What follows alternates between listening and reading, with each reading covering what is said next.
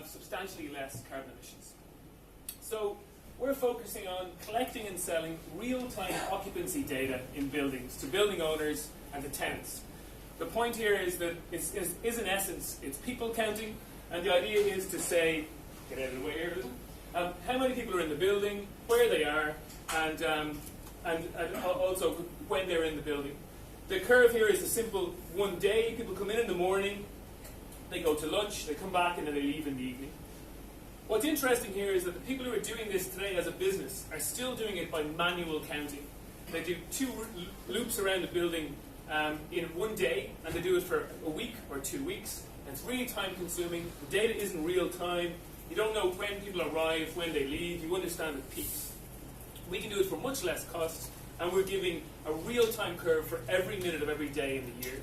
I've been working on this problem from an energy point of view since 2010, and it's only recently with kind of some open source digital tools like iBeacons that we can actually really do this effectively.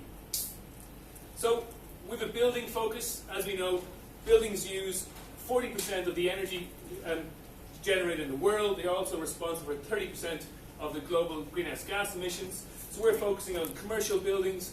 We work best in hospitals, schools, universities, and office buildings. And our beachhead is going to be highly efficient, high-use buildings, office buildings in Helsinki. So this is the one I really enjoy. So talking about this concept here, we're looking at office buildings, and we all know that they're, and I saw this mentioned by Sitra last week at a circular economy event, office buildings are on average 40% occupied. So that means 60% empty. And when you add that fact with a calculation that Rapal have done, that in Helsinki each desk costs 10,000 euros a year, it's kind of crazy that our office buildings are so empty. So we're seeing a kind of movement away from this direction, that people no longer have one desk per person. We're seeing people having desk sharing, driven by being able to work at home, driven by liking to do a few hours work in a coffee shop, cool co-working spots like this. And a really nice thing is that when companies move from one desk per person and kind of reduce their space a little bit, they tend to kind of funk up the furniture a little bit. And these are all from finished projects. And actually it's much more fun, it's much more enjoyable to be in, and it's actually, on most results we have, it's increasing productivity. So essentially what you're kind of saying is that we've all been in these drab, grey office buildings that are more or less empty, and it's not really a fun place to be, and we're seeing the market very much moving in this direction. Our tools are able to tell you how much space you need. They're able to tell you to track that over time. Sorry, what was that saying? 2 minutes. Oh, okay. They will track you over time. And something really interesting I heard from Elisa last week, that they see the kind of the future office, the tool that's most important is helping users find the free rooms and desks.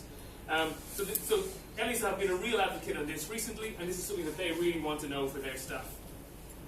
Our concept is really simple. It's a software as a service. We're integrating data from things like beacons, access control. Sometimes we're using cameras. Sometimes we're using room booking software.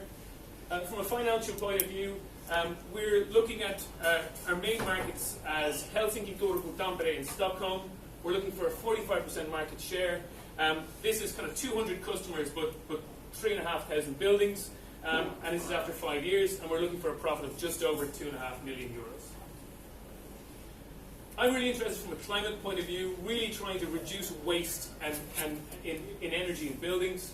So we've looked at reducing the average office building by 15%, and through having reduced space for each company, and through some kind of optimization of the energy schedules, turning on the lights and ventilation, we see a 20% reduction in carbon emissions.